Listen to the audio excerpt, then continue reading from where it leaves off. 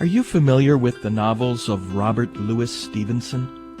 I remember as a boy reading his story of pirates and treasure in his adventure, Treasure Island, but I have to admit that I never read his story called The Strange Case of Dr. Jekyll and Mr. Hyde.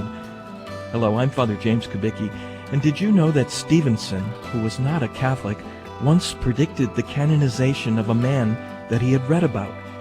He wrote this prediction in a letter defending a Belgian priest named Father Damien, who had worked among the lepers of the Hawaiian island of Molokai.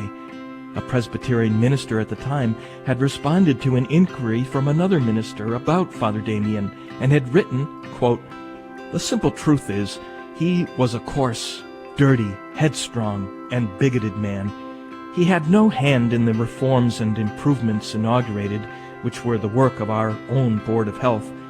He was not a pure man in his relations with women, and the leprosy of which he died should be attributed to his vices and carelessness.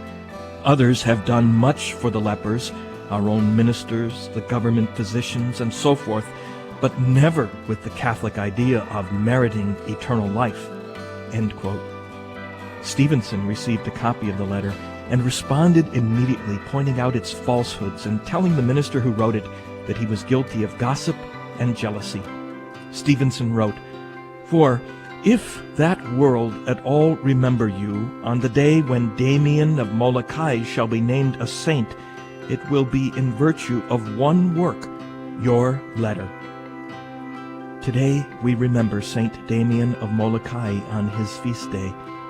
May we all be remembered for the good we have done, and not, like the minister, for the wrong that we have done.